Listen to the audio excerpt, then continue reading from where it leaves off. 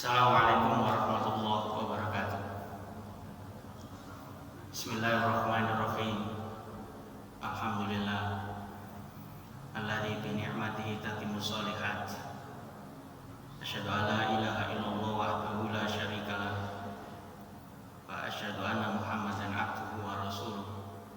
Allahumma shalli wa sallim ala nabiyyina Muhammadin wa ala alihi wa ashabihi ajma'in. Fa ba'du. Bapak Ibu jamaah yang dirahmati Allah, alhamdulillah kita bisa bertemu kembali dalam suasana yang penuh pahala, penuh berkah insya Allah.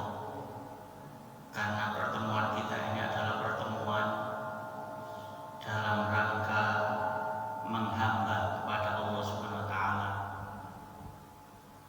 dengan bukti kita menjalankan sholat maghrib berjamaah, lalu kita akan lanjutkan kajian Islam, yaitu kajian tentang akidah.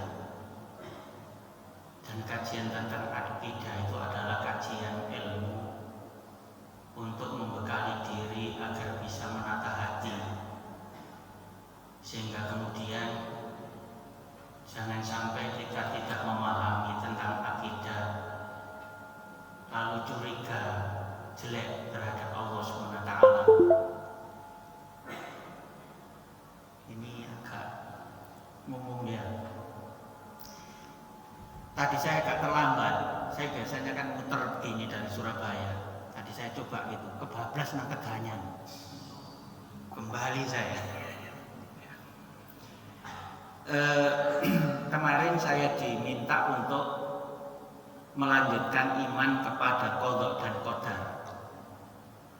Materi ini diperpendek bisa, diperpanjang bisa, terserah mau kita. Dan memang di materi ini banyak masalah yang perlu dipahami. Jadi jangan hanya sekedar memahami kalau segala-galanya itu sudah ditentukan dan diputuskan oleh Allah, berapa, di mana, kapan, dan selalu jangan begitu. Tapi kalau kita kaji secara komprehensif, nanti kita sampai mempelajari tentang apa hikmah iman terhadap qadha qadar. Kemudian kalau iman kepada qadha qadar itu perlu nggak adanya ikhtiar.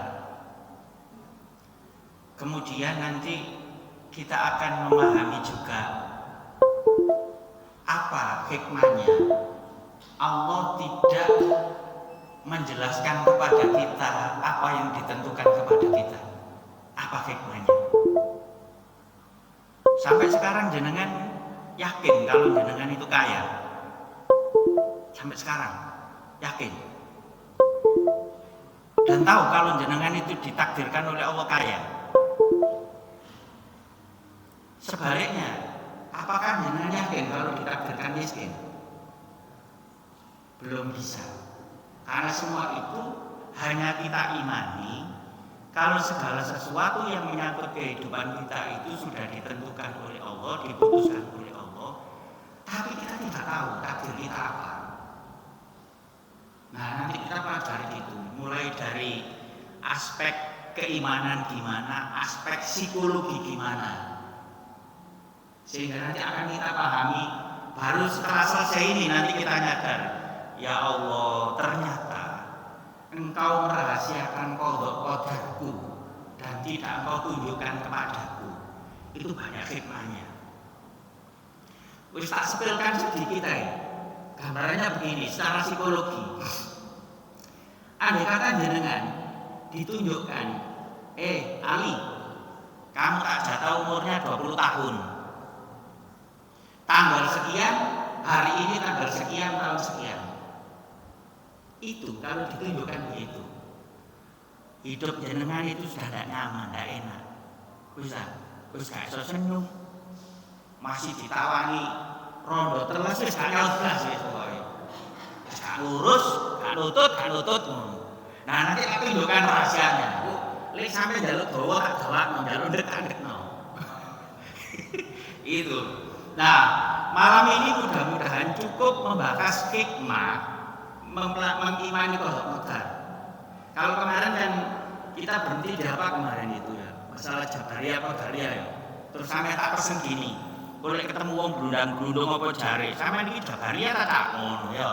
Lek ana wong berupaya keras terus wis segala-galanya wis ditontokno Allah, terus dia ngomong, "Gak, manusia punya kekuatan sendiri, manusia punya kemampuan sendiri. Sampean iki Qadariyah ta tak ngono." Ya. Kemarin tak pesan gitu toh. Nah, ini kita lanjutkan. Saya mengulang lagi pengertian itu biar tidak lupa. Pengertian iman kepada qada dan qadar. Sedikit saja nanti yang paling banyak di hikmahnya.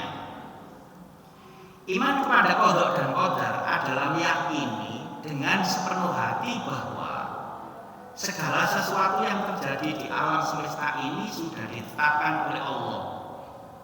Baik yang baik maupun yang buruk sesuai dengan kehendaknya. Final sudah. Tapi sekali lagi dirahasiakan untuk kita tidak tahu.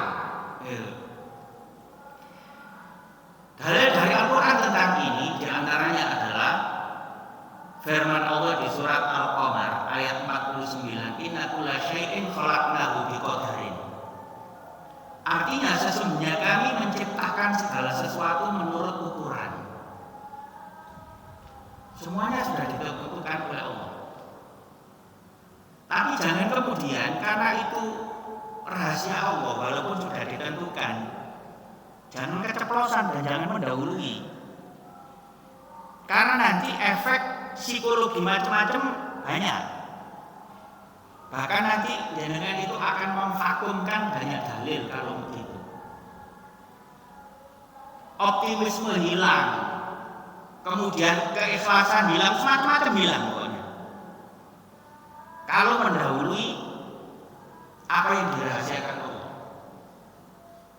Posisi kita sekarang adalah cukup mengimani bahwa apapun yang terjadi dalam kehidupan kita itu sudah ditentukan oleh Allah. Tapi jangan membuat keputusan sendiri.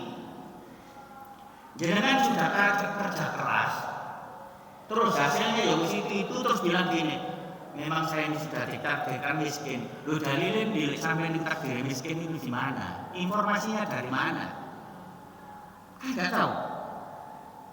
Bisa saja 3 tahun sebelum kematian jenengan itu menjadi kaya raya, tidak tahu. Bahkan orang yang kaya itu hanya bisa berdoa, ya Allah mudah-mudahan Engkau melanggengkan kekayaan saya ini dan untuk bisa saya jadikan fasilitas ibadah saya. Bisa jadi karena ditakdirkan miskin 3 tahun sebelum kematian miskin, bisa jadi. Nah oleh karena itu imani saja gitu. Semua itu di tangan Allah. Dalil hadis Rasulullah SAW bersabda, Inna awwala ma khalaqallahu al-qalam. Sesungguhnya yang pertama kali Allah ciptakan adalah pena. Itu pertama kali diciptakan oleh Allah pena. Faqala lahu uktub. Lalu Allah berkata kepada pena itu, tulislah. Qala pena itu berkata, Rabbi wa ma aktubu, wa ma ada aktub. Wahai Rabb, apa yang harus aku tulis? Jadi pena itu bisa dialog dengan Allah. Terus jangan dilogikai. Lah ya Ustaz itu apa enggak dalil bohong, masa pena bisa bicara? Lu jangankan pena, bayi saja, umumnya bayi itu setelah lahir kan enggak bisa bicara. Tapi kan buktinya Allah membuat bayi setelah lahir bicara. Batu bisa bicara. Itu. Nah, jangan kemudian kalau bicara itu digambarkan ada mulut. Jangan. Itu logika pendek. Kalau orang itu melogikai kemudian nanti hal-hal yang tidak punya mulut nggak bisa bicara, itu logika pendek. Pikirannya hanya sebatas pikiran manusia.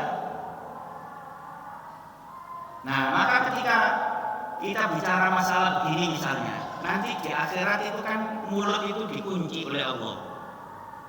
Terus yang bicara adalah tangan, kaki, kan begitu toh. Nah, waktu saya menjelaskan begitu ada mahasiswa begini, apakah itu nggak dalil meragukan, Ustaz? Kok bisa? Bagaimana tangan bisa bicara? Bagaimana kaki bisa bicara? Nah, tak bilang gini, itu logikamu karena logika kalau bicara itu mesti punya mulut. Dan lalu kalau bicara itu terlihat mulutnya itu buka tutup. Terus tak keluarkan HP gini. HP ini mana mulutnya? Mana mulutnya? Tapi ketika kamu ngomong kok bisa bicara ini? Gimana? Loh kan ada speakernya Ustaz. Loh apa susahnya Allah meletakkan speaker di sini, apa susahnya? Ya kan? Jadi kemudian Allah membuat tangan ini bicara, apa susahnya? Sederhana banget untuk Allah. Nah sehingga dalil-dalil begini bahwa Allah pertama kali menciptakan pena dan pena itu bisa bicara, jangan dianggap itu mustahil. Berarti kita melemahkan tentang kemampuan Allah yang luar biasa itu. Nah maka kemudian pena itu bilang wa ma'ala aktub, dan apa yang saya tulis ya Allah, qala uktub maqadira kulli syai'in hatta taqum as-sa'a. Allah menjawab, tulislah takdir segala sesuatu sampai hari kiamat. Jadi semuanya sudah tertulis. Nah sehingga di pertemuan yang lalu itu ada kata apa yang terjadi di bumi ini, musibah atau apapun itu kan sudah ditulis oleh Allah di Lauh Mahfuz sebelum terjadinya. Ma asaba min musibatin fil ardi wala fi anfusikum illa fi kitabin min qabli an nabraha. Apa yang musibah yang menimpa di muka bumi atau di dalam diri itu semuanya sudah tertulis di Lauh Mahfuz sebelum terjadinya. Sampai daun yang berceceran yang berjatuhan itu sudah tertulis semua. Sehingga kapan daun itu tumbuh, kapan kemudian runtuh kembali itu sudah tertulis semua. Ibarat kata gini, kalau saya ini merenungkan sederhananya, apa sih maksudnya Allah itu? Semakin banyak penemuan teknologi yang ditemukan manusia, kalau kita berpikir itu semakin menguatkan keimanan. Saya menggambarkan apa yang tercatat di Lauh Mahfuz, kemudian nanti itu dia akan bekerja dan terjadi sesuai dengan apa yang ditentukan. Yaitu ibarat kata apa yang ada dalam laptop kita, komputer kita ini. Yang sudah kita rekam, tinggal kita klik nanti muncul seret gitu. Nah itu semua sudah disistem oleh Allah SWT, nggak ada sulitnya. Nah sehingga semuanya sudah ditentukan oleh Allah. Nah nanti kalau diperluas nanti akan muncul pelajaran gini di berikutnya. Kalau minta luas berarti iman kepada qadar dan qadar itu bisa jadi 5 kali pertemuan. Sampai kemudian kita pelajari, mungkinkah apa yang sudah ditulis di Lauh Mahfuz itu dirubah oleh Allah, nanti begitu. Bisa main tunggu aja. Nanti nyampe ini. Nah, hikmah beriman kepada qada dan qadar itu apa hikmahnya? Yang pertama, menumbuhkan rasa sabar dalam menghadapi ujian. Kenapa? Karena masih ada harapan. Bisa jadi nanti Allah merubah gitu sehingga sabar. Karena itu belum tentu keputusan Allah terakhir, kita tidak tahu. Yang kedua, menumbuhkan rasa syukur atas nikmat yang diberikan. Yang ketiga, menghilangkan sifat sombong dan angkuh. Yang keempat, memberikan ketenangan hati dan jiwa. Kita pelajari satu-satu bagaimana. Yang pertama tadi, menumbuhkan rasa sabar dalam menghadapi ujian. Oleh karena itu, hal ini diabadikan oleh Allah Subhanahu wa taala di surat Al-Baqarah ayat 155 dan 156. Wa lanabluwannakum bisyai'in minal khaufi wal ju'i wa naqsin minal amwali wal anfusi wath thamarat wa basyiris sabirin. Kami pasti akan mengujimu dengan sedikit ketakutan dan kelaparan, kekurangan harta, jiwa, dan buah-buahan. Sampaikanlah wahai Nabi Muhammad kabar gembira kepada orang-orang yang sabar. Dan semua itu ujian, kita diuji. Lek basa ndukune tatak apa ndak? Tatak itu artinya kuat atau tidak. Itu diuji.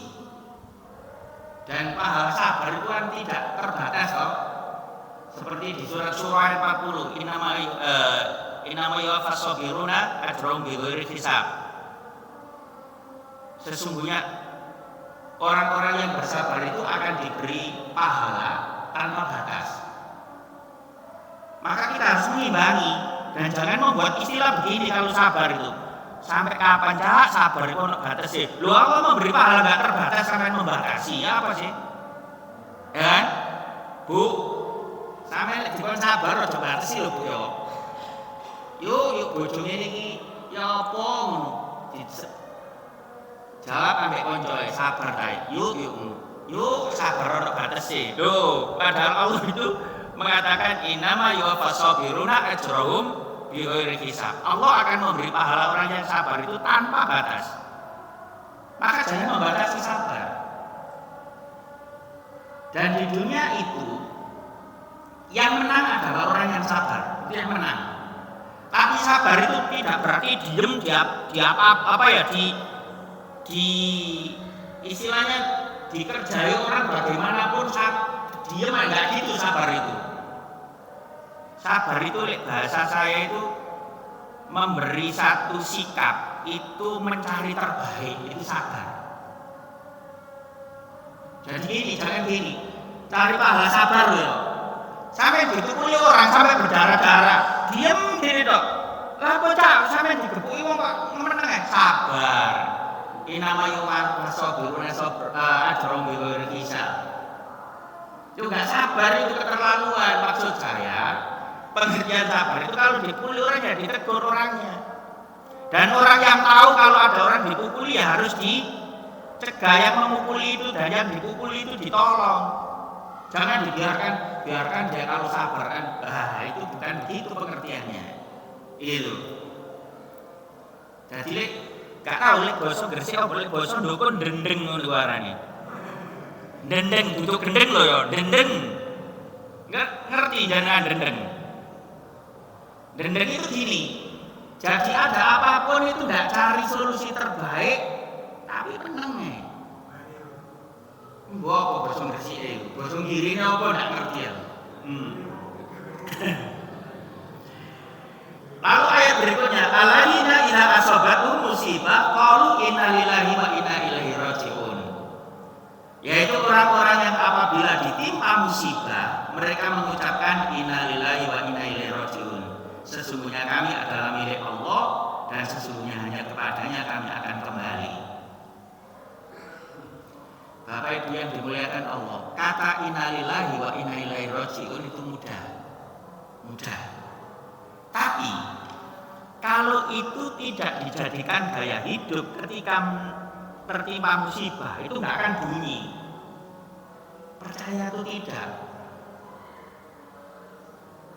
Sekali lagi, kalau itu tidak dijadikan gaya hidup, jangan dianggap ketika orang kena musibah itu terus inna lillahi wa inna ilaihi raji'un. Buktinya apa? Akeh wong tiba malam mesu. Motornya kena lubangan itu bukan inna lillahi wa inna ilaihi raji'un, langsung terus nggo apa ngene iku. Ada enggak di Gresik gitu? Tentu ada. Wong dino pun nek ono apa maneh di Gresik. Ya. Nah, kalau dijadikan gaya hidup, itu loh sampai ibu-ibu di dapur wajan jatuh loh langsung inna lillahi wa inna ilaihi raji'un. Karena dijadikan gaya hidup.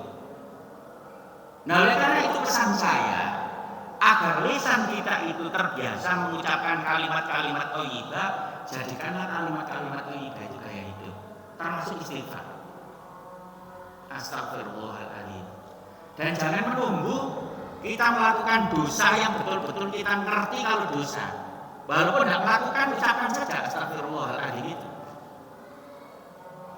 Nabi loh, kurang apa? Nabi itu tidak punya dosa Nabi.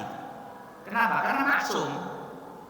Maksum itu sudah apa ya istilahnya, sudah terjaga. Tapi Nabi itu setiap hari tidak kurang dari 70 sampai 100 kali istighfar. Apa gunanya sudah nggak bisa dosa istighfar? Ya itu mengajari kepada kita. Artinya logikanya gini, Nabi saja tidak bisa dosa, itu istighfarnya 100 kali. Kita yang gampang dosa, masa nggak istighfar? Nah, mohon maaf, di antara saya membiasakan istighfar itu sampai sekarang. Saya bangun tidur, setelah doa bangun tidur itu astagfirullahaladzim, itu saya biasakan. Sampai anak saya itu saya suruh, semarah-marahnya apapun kamu, biasakanlah yang muncul di lisanmu itu adalah kalimat thayyibah, walaupun itu marah. Sehingga kalau dia jengkel kepada ibunya itu balasnya bukan memarahi ibunya, tapi astagfirullahaladzim ibu, gitu. Lah kan mending itu daripada mesuk, walaupun dia nadanya tinggi. Dan biasakan begitu di rumah itu. Nah begitu. Nah sehingga kemudian ketika kita kena musibah pun muncul kalimat thayyibah innalillahi wa inna ilaihi raji'un. Dan ketika muncul itu menandakan bahwa akidah orang tersebut adalah kuat. Kenapa? Walaupun ditimpa musibah tidak mengeluh dan tidak mesuk, tapi justru mengatakan sesungguhnya kami ini adalah milik Allah dan kami ini kepada Allah kembali. Coba bagaimana cara Allah menjaga akidah hambanya dengan kalimat-kalimat thayyibah itu. Begitu. Ini bisa dengan lihat dari monitor, enggak ya? Bisa. Bisa. Loh ini di situ. Oh. Kemudian hadis An Abi Sa'id Sa'ad ibnu Malik ibnu Sinan Al-Khudri radhiyallahu anhuma anna nasan minal ansari sa'alu Rasulullah sallallahu alaihi wasallam fa'aqahum thumma sa'aluhu fa'aqahum hatta nafida ma indahu faqala lahum hina anfaqa kulla syai'in biyadihi ma yakun indi min khairin falan addakhirahu ankum wa man yasta'fif yu'iffuhullah wa man yastaghni yughnihillah wa man yatasabbar yusabbiruhullah wa ma uqiya ahadun ata'an khairun wa awsa' minas sabri muttafaqun alaih. Ini juga hadis menjelaskan tentang bagaimana sabar itu penting. Dan itu karena buah dari kekuatan imannya kepada qadha dan qadar. Dari Abu Sa'ad, yaitu Sa'ad bin Malik bin Sinan Al-Khudri radhiyallahu anhuma, bahwasanya ada beberapa orang dari kaum Ansor meminta sedekah kepada Rasulullah SAW. Lalu beliau memberikan sesuatu pada mereka itu. Kemudian mereka meminta lagi dan beliau pun memberinya pula, sehingga habislah harta yang ada di sisinya. Jadi ada orang Ansor itu minta bantuan, diberi minta lagi terus, itu langganan ya bosok kita itu. Sampai habis apa yang dimiliki Rasulullah itu.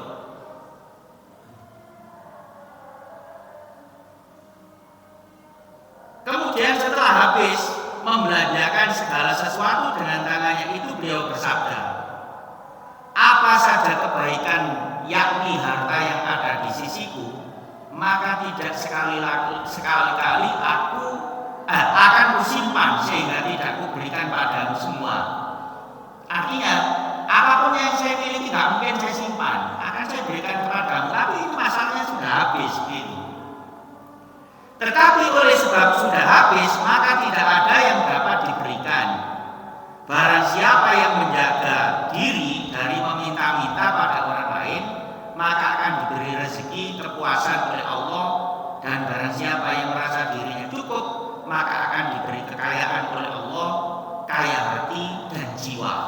Dan barang siapa yang berlaku sabar maka akan dikaruniai kesabaran oleh Allah. Tiada seorang pun yang dikaruniai suatu pemberian yang lebih baik serta lebih luas keagungannya daripada karunia kesabaran itu. Sebenarnya di buku itu dalilnya diambil yang terakhir, tapi saya sebutkan hadis semuanya di sini, yaitu tentang kesabaran itu. Dan karunia terbesar adalah kesabaran itu yang diberikan oleh Allah. Kenapa saya sampaikan hadis semua ini? Ada poin penting di separuh awal. Ketika kita tidak punya, boleh meminta bantuan, tapi itu jangan dijadikan gaya hidup selalu nunggu bantuan. Jangan. Karena nanti kalau selalu begitu nanti malah tidak baik. Yang lebih baik itu bahwa kita itu merasa cukup dan berusaha untuk tidak minta. Tapi kalau dibantu ya tidak apa-apa. Makanya kalau saya di desa itu begini, ada orang itu sebenarnya menurut saya mampu, tapi berhubung itu pemerintah punya program BLT, program apa, tidak ada mau tanya. Padahal baru beli sepeda motor baru, ya apa sih kok kira ini? Oh baru saja beli sepeda motor baru, loh kok tanya kepada Pak Lurahnya, BLT nggak cair kamu. Mohon maaf, jangan membiasakan begitu. Andai kata dibantu, diterima. Tapi jangan kemudian nggak butuh terus menganggap bahwa itu kesempatan. Biarkanlah kalau memang program itu masih, itu ada orang yang lebih berhak.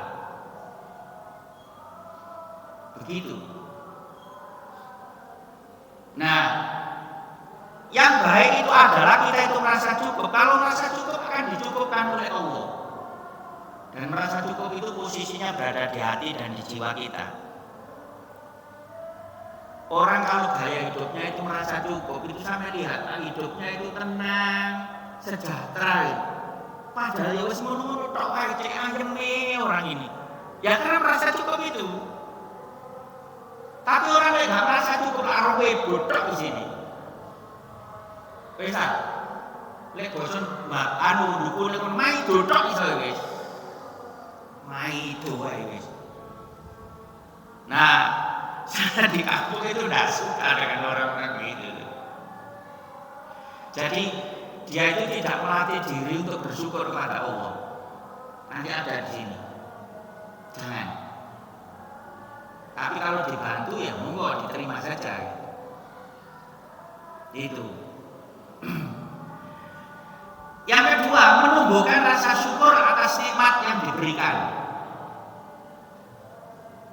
Jadi hikmah iman terhadap qada dan qadar itu adalah menumbuhkan rasa syukur atas nikmat yang diberikan. Artinya apa? Berapapun yang kita terima, karena kita itu mengimani qada qadar, itu ya Allah alhamdulillah.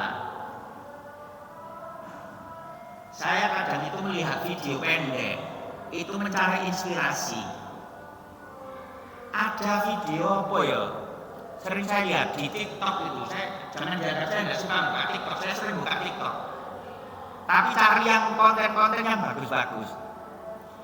Ada, kalau nggak salah itu yang laki-laki itu kayaknya nyuper trek gitu loh. Terus yang perempuan jarang jilbaban, jarang. Tapi kalau diberi oleh suaminya itu mesti, ya nggak tahu apakah itu hanya sekedar di konten. Cuman kalau sudah dilihat di publik kan dilihat positifnya saja. Kita nggak perlu mencari aslinya orang ini apa. Karena yang memberi motivasi orang itu adalah yang dilihat. Itu yang perempuan mesti terima kasih, mudah-mudahan rezekinya lancar, masih sehat itu. Kadang hanya diberi 100.000, kadang 50.000 ya hasil dari sehari itu.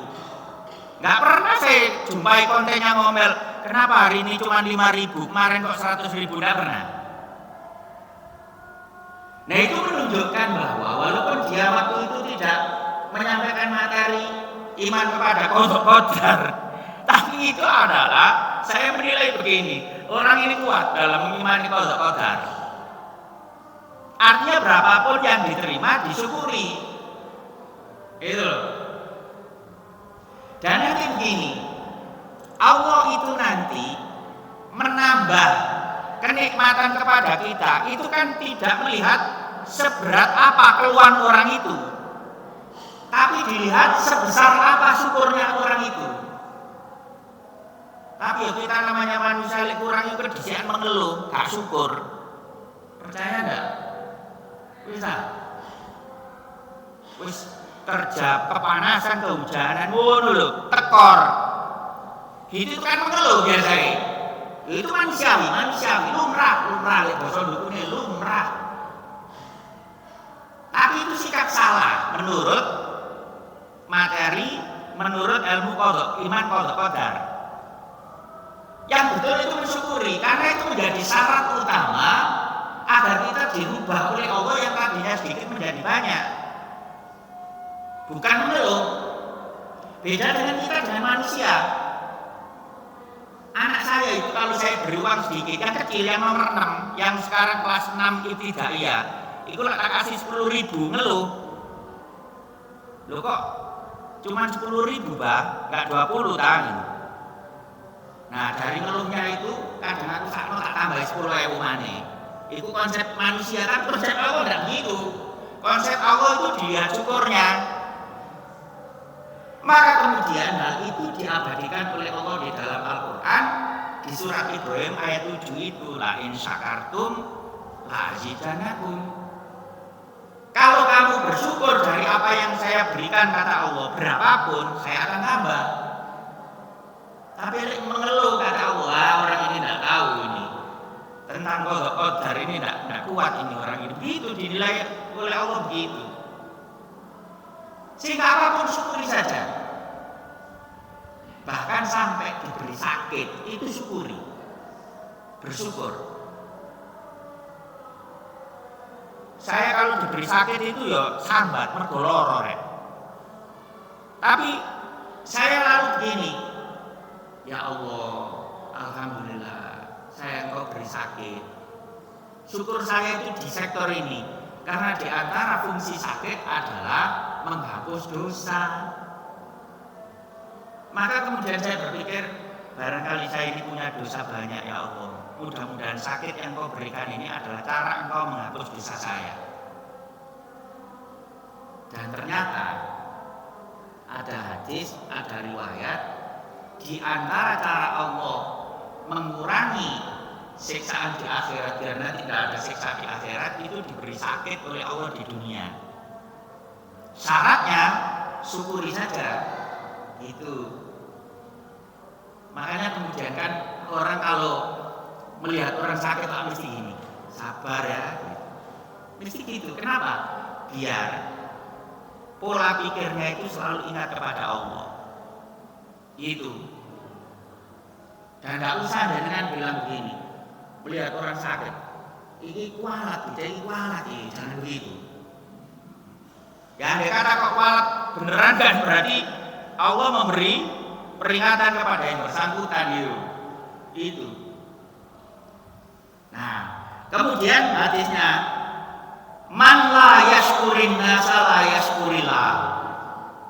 Barang siapa tidak berterima kasih kepada manusia, ia tidak bersyukur kepada Allah. Gini, jangan lihat kalau nggak percaya. Orang yang nggak terbiasa berterima kasih kepada manusia, itu alamat kepada Allah itu tidak akan berterima kasih. Konsekuensi logisnya begitu. Kenapa? Menunjukkan bahwa karakter orang itu tidak punya daya kesyukurannya.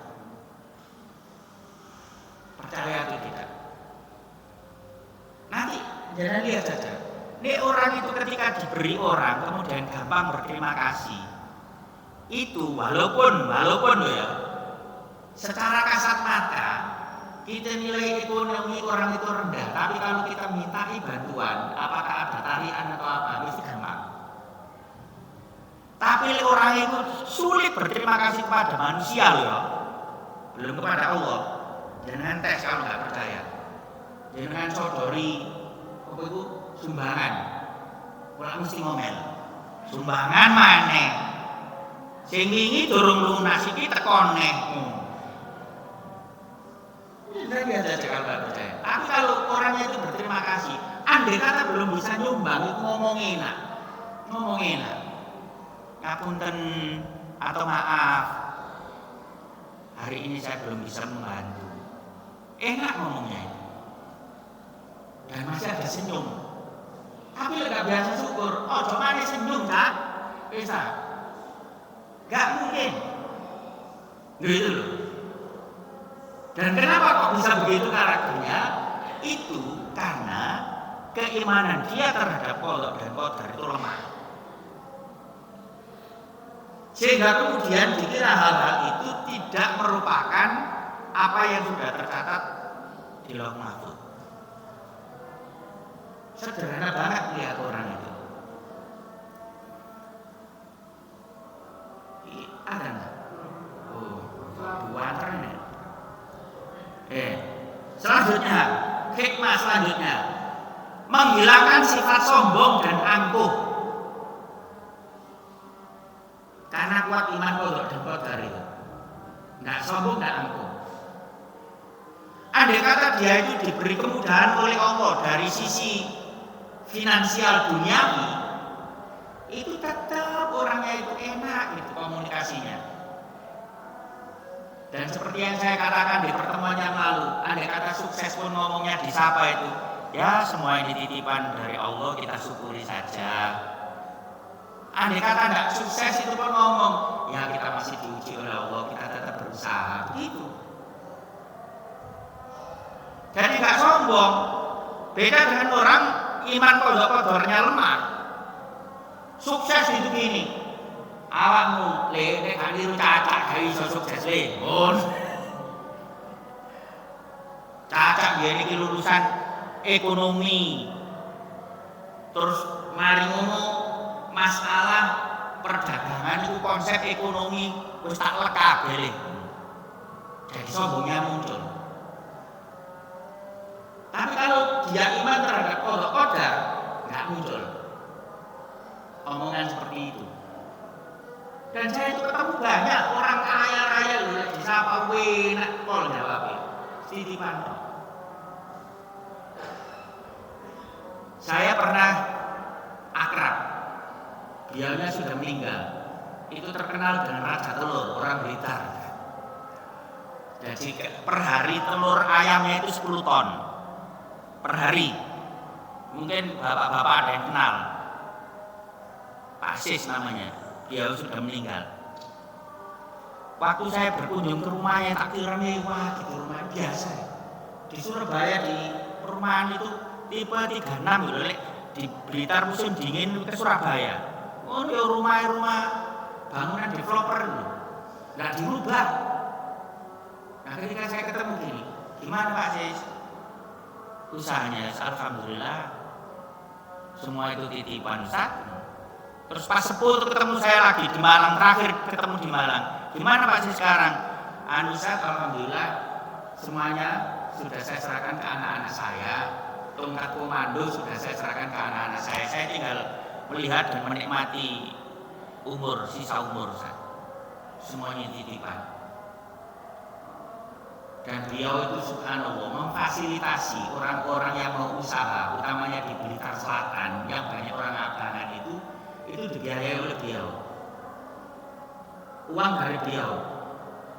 Cara membalikannya setor telur. Kalau nanti sudah tembus ya sudah. Tak tanya, bisa tembus semua Pak Sis? Ya namanya usaha Ustaz. Ada yang kadang saya biayai 200 juta, kembali 50 juta, lumayan. 150 jutanya hilang. Tapi ya menurut saya ya gampang sih uangnya itu banyak ya. Kalau uangnya titik kok dhewe ya kira-kira ya gak iso ngono ya. Ya kira-kira tok. Tapi ya karena kita iman terhadap qadha dan qadar itu insya Allah bisa terarah kita itu. Nah, di antara dalilnya adalah di surat Al-Isra ayat 37. Wala tamshi fil ardi maraha innaka lan takhriqal arda wa lan tablughal jibala tula. Dan janganlah engkau berjalan di bumi dengan sombong, karena sesungguhnya engkau tidak akan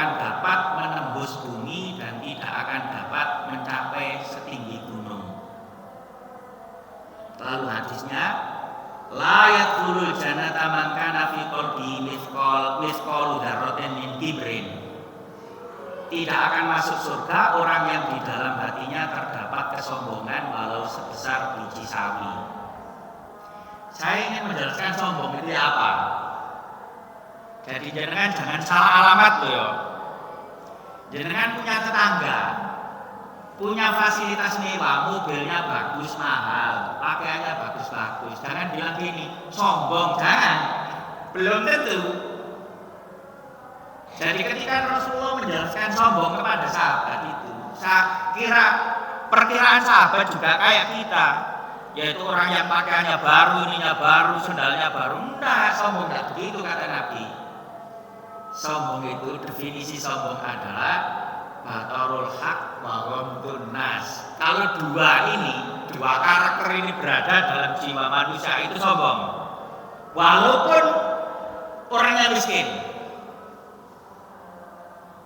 Apa?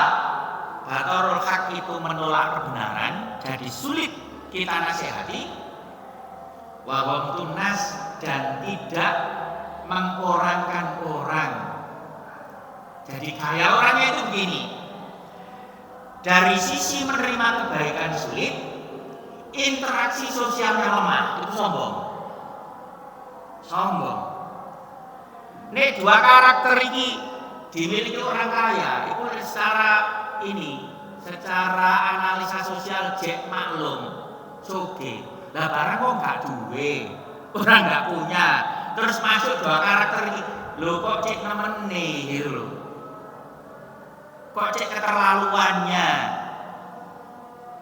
sudah tidak mampu, tidak menerima kebenaran, interaksi sosialnya lemah juga, akhirnya tambah marah. Mohon maaf, saya tidak kemudian merendahkan orang tidak mampu, semua itu sudah diciptakan oleh Allah.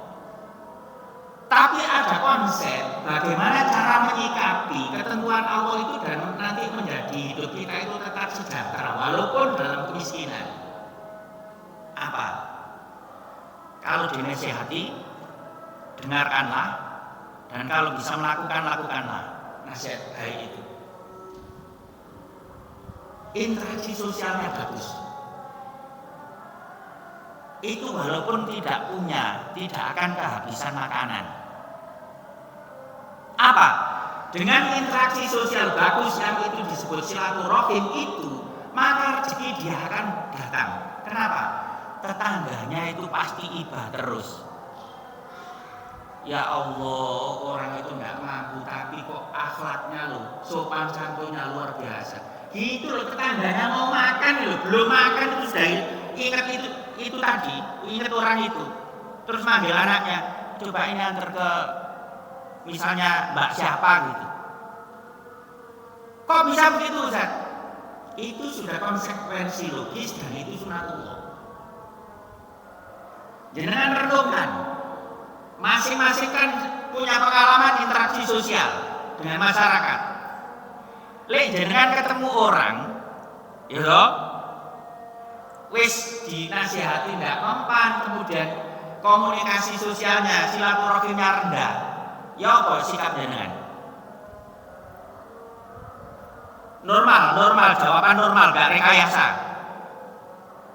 Misal tak tanya, jenengan punya orang begitu terus tak tanya gini, ya apa Pak dengan sejarah Pak wis, badongor lah wis gitu. Kenapa? Ya karena kita ingat karakter orang tadi, wis dinasihati tidak pernah mendengarkan, wis tidak pernah apa ya istilahnya gobris nek basa dukune, sak gobris. Gitu komunikasinya lu gak sopan belas ya. Nah seharusnya orang yang dalam frame ini artinya tidak mampu, maka kemudian perbaguslah sikap. Satu, kalau dinasihati orang dengarkanlah, kalau bisa lakukanlah. Dan kalau punya tetangga kaya itu jangan malah dengki, jangan malah iri, jangan malah memfitnah. Harus interaksi bagus dengan orang kaya itu. Percayalah dengan saya, mesti dikasih. Masalah aku punya pengalaman. Lu bener. Saya itu punya pengalaman. Iki isa ya. Nggih.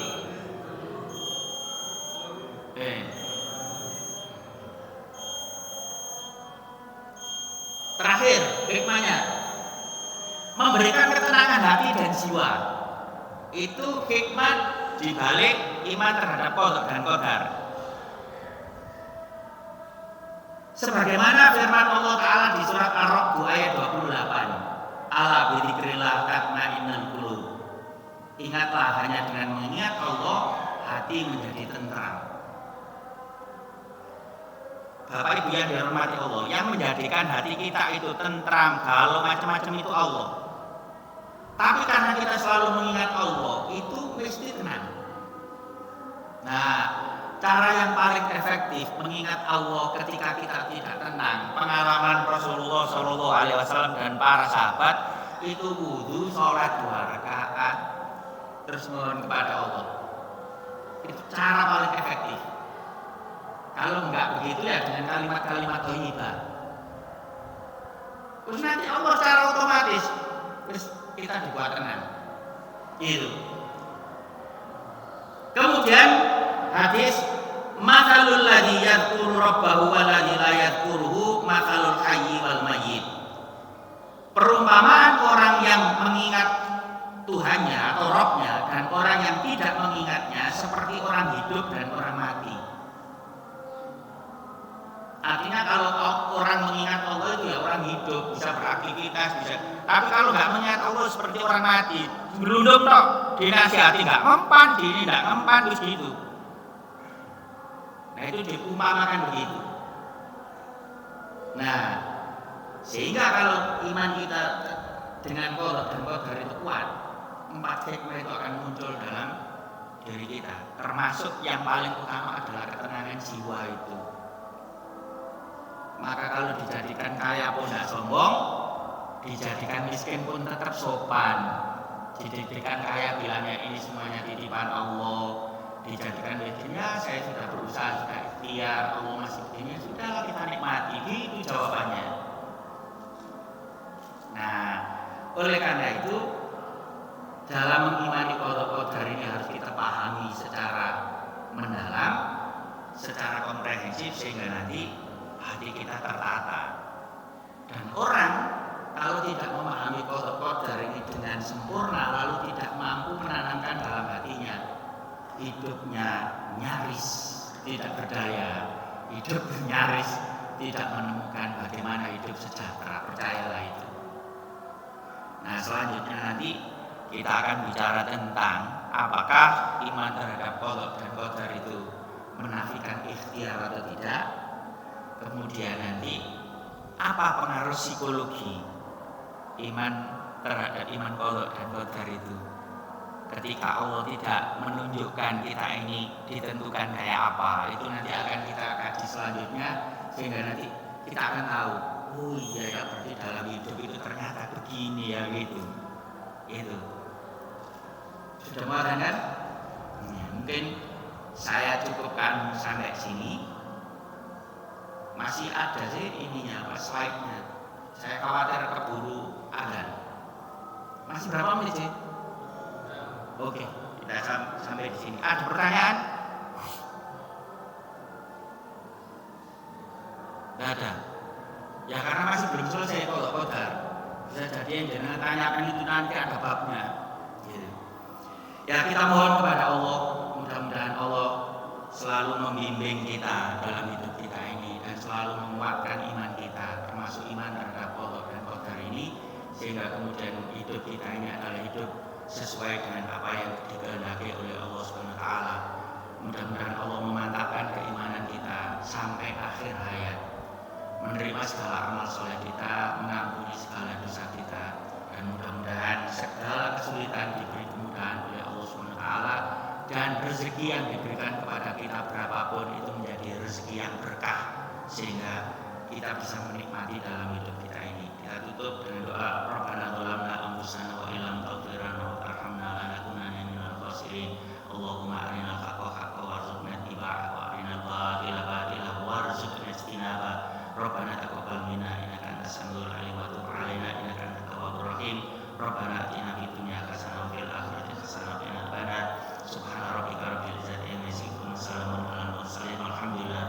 ingin